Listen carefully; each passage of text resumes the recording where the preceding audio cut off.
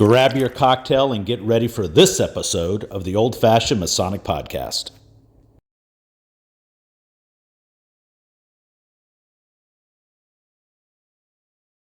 Welcome to the Old Fashion Masonic Podcast, where we talk all things Freemasons while drinking an old fashioned. I'm Brian. I'm Kevin. Kevin, those who know us know that we're past masters of, at one time, the largest lodge in the world. Yes. Definitely still the largest in Kansas. It's never going to be taken over. Hopefully. He's a pessimist. So we take being a past master seriously. Very serious, yes. And do you think it's because of the time that we went in and we respected the guys before us? What other reason do you think that we take it so seriously? Well, I think it's an honor that we were put into that position. We worked really hard to get there. Right. We put in a lot of time and effort. Yeah. Multiple nights per week, multiple degree nights, multiple study clubs. We earned it. That's fair. That's fair. And you'd agree. I mean, if you disagree, I would have to say, talk me through this. You'd agree that we're past masters much longer than we'll ever be a master of a lodge. Oh, absolutely. Right. Would you let us be self-serving? As past masters, I feel like we're a valuable asset. Definitely. As past masters, we'll just talk about our lodge. We'll come through with the crux of what this conversation. As past masters at Pike, we do generally a pretty good job of staying in touch and getting together. As past masters? Yes. Yeah.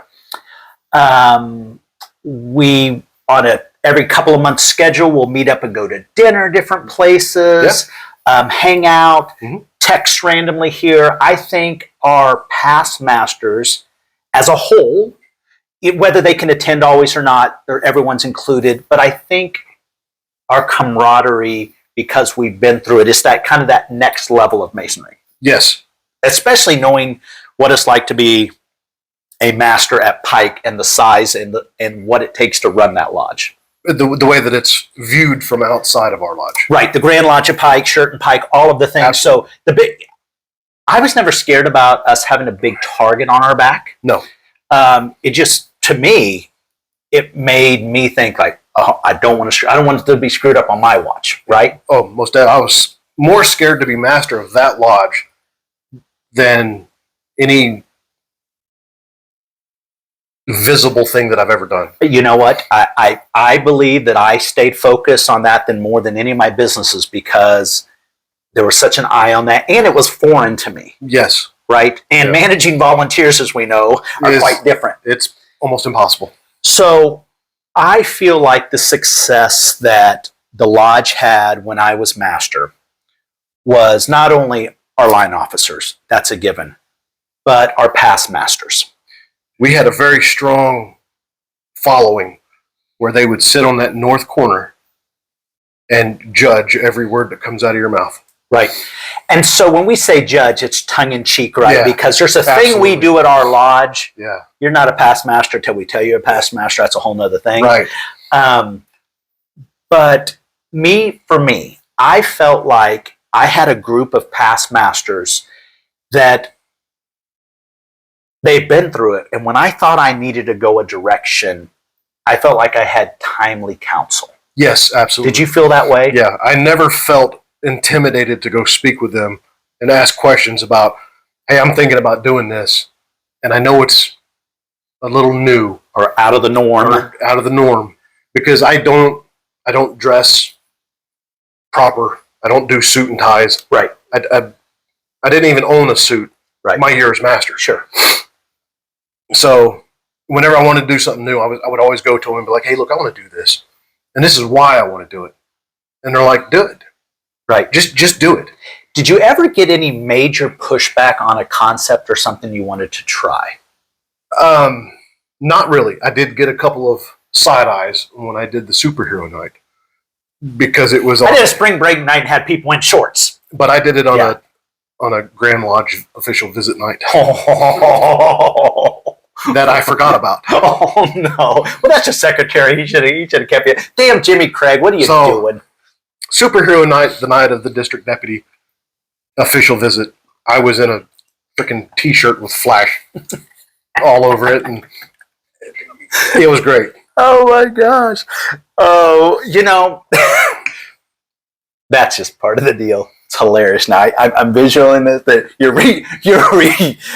who's bringing the Grand Master in? Oh, it's Spider-Man in his tights. Oh my gosh! Can you imagine if it was Tennessee that we wouldn't even have to check? We wouldn't even have to check to see. We would already know, right? I'd have been floated. Oh no! Yeah. So a few past masters stood out. So many. I used Russ Brown a lot. He was a counsel, but believe it or not, I did some very outside the box stuff in 2015 just to try to increase the engagement. That was the whole, because I knew what you guys were going to do next, and we needed to bring him in. And I'll never forget Sheldon Lawrence, and said, "Hey, I think I want to try this and this." Oh, it's great. He said, "When I was master," and Sheldon's in his 80s. He said, "When I was master in 2007, my first meeting, I had my head down and I lifted it up and I had neon glasses on, sunglasses. And I could never picture that in a million years. But that gave me the affirmation that, you know what? Respect the landmarks, respect the culture of Pike. But make it you. But make it you. And I think that the guidance of past masters helped at least that year, and it sounds like it helped you a little bit. Absolutely. Yeah. So with all of that said, past masters are known, and probably past potentates and whatnot. After that year in the East, they bounce. Oh yeah, disappear. So there's a few different reasons for that, but I'm going to give you one. Here was kind of I went into district deputy, but I could have still. Right. My reason to kind of step back after I came out of the East that next year, one, I knew the Lodge was great, but I didn't, because of my personality, I just didn't want to feel like that I was stealing the show. Yes. Because when I'm in a room, somebody knows I'm in a room. Right. And so I wanted to be cognizant of that. And I don't know if it's fair or unfair, but do you think people use that as an excuse? I say it's an excuse. Right. And it's a justification for them feeling like, I'm a little burnt out, so let me just say I don't want to dampen your candle and let you. It's a cop out, do you think? I think it's a cop out. Yeah, I think it's fair. We were raising a lot of people during that time too. We, in the 4 years around that 4-year mark, when you started as junior warden, I can safely say I was at Lodge 4 nights a week for probably 9 months out of that year. Yeah. And even then, some weekends. Well, I was doing that, the Saturday stuff where we'd run 10 degrees or. Yes. Yeah. And worked for damn near every lodge in the surrounding area. We've raised, this is no exact, we've raised hundreds of Masons. Yeah, that had nothing to do with us. Hundreds, right. Yeah. And which is our job, but I guess that goes kind of to the burnout. So it did. So as a past master, if within the link of my cable toe, when I've been summoned, as long as I'm available, I'll go. Right. Should we, the collective we, should we have to be asked, or should we find a balance, or is there a happy medium? Forget us, the collective we, past masters, what do we have to do to engage our lodge? Because it was never meant for us to come in, sit in the East a year, and then bounce. No. Right? What do we need to do better? I think we need to do, at a minimum, you need to be in that lodge once a quarter. Okay. At a minimum. Okay. No one can lead from the front without having the support system off to the side, allowing them to lead. Yep. Well, sometimes it's nice just to look in the north and have somebody nod their head like, "Oh, good, okay, it was okay." Right. Because we did that out of the corner of my eyes. You better believe I watched that. Yes, north, absolutely. Right? And absolutely. you shouldn't have, but You know, yes. The heat is never as high as it is in the east, Mm-hmm. and it could be 0 degrees, and that chair in the east is 150. Yep. And I don't care how good at it you are. Sometimes that hat makes you stupid. You put it on, you forget everything. Opening lines, closing lines. Right. I never thought that sitting in that chair would make me feel so humble. Yeah. And look to somebody else to go, am I doing okay? Right. And so I guess that's the point is, as past masters, the collective we just need to show up. And it's that simple, right? It is that simple. I mean, it is literally that simple. We just need to show up. And we don't need to show up so that we can be, I'm past master, right. I did this. Right. Right. Who cares? The thing is, when we're needed, we're there. Right. Because it is always better to be needed and be there than, hey, I could really use, and there's nobody there that you can turn to. Yeah. Yeah, I think there's a balancing act. I think it's a balancing act between one. We know that sometimes we didn't call for help when we probably should have had it. Absolutely. But I think there needs to be a balance. Your lodge officers, your past masters aren't there to take your year. No. In fact, we're here to talk about our failures more than our successes, right? Absolutely.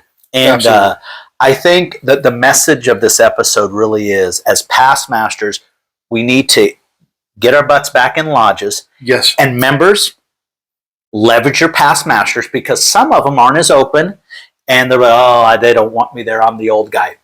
Right. And if you want them there, you need to reach out to them, create a committee, put somebody on the head that they call all the past masters. Absolutely. Do it. If you're not doing a past masters event, our lodge does an annual past masters event where we do the second section of the third degree. Yep. Even if you don't have a candidate, you can kind of go through and do it anyway. Absolutely. Right. And I think that's a simple way to at least get them once a year to re-engage them. And it is kind of fun because none of us really practice that. We haven't done it while we come there, and we do it as good as we can recall. We muddle it's always comical. It is. And I always do the same part. And I know for a fact, I have never said the same line twice. I always do the same part, and I've done it for years, and I've never done it. Nope. Even when I wasn't a past master. Yeah. You just this word sounds better. Right. Looks better, sounds better. Oh, it's flowing. It's good. I meant to say that. I'm so focused on spitting in the face that I was like, this word will be better. Yeah. Right? Yep. I think with the current state of Masonry, and I had a guest on, the Grand Master of New Mexico, and I asked him, why do you think more men aren't joining Masonry? And it's the first time I've heard this, and I subscribe to it. He said this, paraphrasing. I don't think Masonry is declining. I strongly believe it is right sizing. Masonry was never meant to be this big. It got outrageous. He says, right now we're recalibrating to where it should be. It was never meant to be all of these millions. It was meant to be and I never thought about it, but he's like, all these buildings, we get caught up in all these buildings, and now we're thinking, I need the membership to pay for this. No, go back. We didn't do it. Go meet on the second floor of a bar again. Right. Go meet in the basement. Yeah. And because it's not about those things, it's here. And on that episode, I paused. It hit me in a way that I've never had anybody say that before. Yeah, I would have never have. But it makes sense. It makes perfect sense. Right? Because it was never meant to be this all-inclusive thing. No, it is a very elite organization. Right. We're not secret. We're private. Yes. Right? There are no secrets. Right. Everything's written out in the Library of Congress. Right. So I think as we are right-sizing, I'm going to use your term, as we are right-sizing Masonry, I think that we almost need to have a past master's charge that says, get your ass back to the lodge once a quarter. Yeah, well, and here's why. Why did you become a Mason? It wasn't to be past master. Certainly not. Right. So let's get that past master mentality gone. Yep. And say, why did I want to be a Mason? Get back to work. Because I want to be a brother. Yep. I want that camaraderie. I want the fellowship, the sense of belonging. Yeah. Because you can't tell me that sense of belonging. Yeah, just because you hit what you think is this pinnacle, doesn't mean the camaraderie and fellowship is over. Right. Arguably, it's just begun. It's even better now because now I have knowledge that I can impart. Right. So let's go from being a student learner to maybe the fatherly mentor that. No. We need to be the old bull on the top of the hill where everyone knows it. Right. I get myself in trouble a lot. I'm not going to tell the story, but we need to be the old bull as that young bull master is going to charge down the hill. It's like, no. Yeah. We're going to teach them how to stroll down the hill. Right. Yeah, that's our job. Yeah, absolutely. Anything else we need to leave our fellow past masters and our current officers with before we close out the episode regarding the use of past masters and leveraging our expertise? Because, God, we are so great. No, we're not great. No. Put them on a committee. A working committee. Put them on a working committee. Put them on the membership committee. Put them on the investigative committee. Put them on any committee that would require them to eventually show up, report, and do a report. Get them re-engaged to the craft, not that little section of past masterdom that everybody knows, because you can go to any lodge in this state right now. Hey, you're the past master of Albert Pike. Yeah. Thanks for being here. It pulls some yank. It kind of does. Yeah. And it's nice. I mean, I've gone to numerous lodges. Yeah. And we're known for good and bad things, right? Yes, very much so. But that's okay, because, again, it goes back to that reputation that we didn't want it to fail, so we're going to have a little bit of that, I'm going to say arrogance, but that confidence to say, yeah. A little bit. But we all know that it's in fun. Right. But I think that if you get the past masters re-engaged, you'll find out that they're not as scary as you maybe think they are. 100%. Except for when you're going through past master to agree with us. Yeah, that one's pretty scary. No. I cried. It's his fault because he's a dick. So, but get them back, and get them out of the north. Intermingle them. Yeah, I'm glad you touched on that. We do kind of grab it. The new lodge, I don't think it's that way as much, but I think as past masters, we should 100% ready break and go split them up. Absolutely. And because even though we're not supposed to be talking in the lodge, we all damn talk. Oh, all the time. But that's a way to, and it's sent next to somebody you don't know as well, because most definitely, believe it or not, they want to hear some of our nonsense. Yes. Right? Yep. And think about if Mike Wilson or Sheldon sat next to us, we would eat that up. And Gene Payne, we would say, oh my God, this is the best. I loved sitting and talking with Mike Wilson because I was so new and I had no clue of what to do. And Mike said, hey, you look like this kid I used to know. Come here. And he'd tell me these stories. And the master would look at him and I would say, I don't know what to do. And he's like, don't worry about it. He'll deal with it. Right. And he just carried on the conversation like it didn't matter. He's like, well, we're not interfering with anything they're doing that's going to detrimental to the health of the lodge. So who cares? Yeah. Yeah. So we need to let's leave some bullet points, simple ones for them. Show up once a quarter. Show up once at least. Put them on put them on a committee that's active. Yep.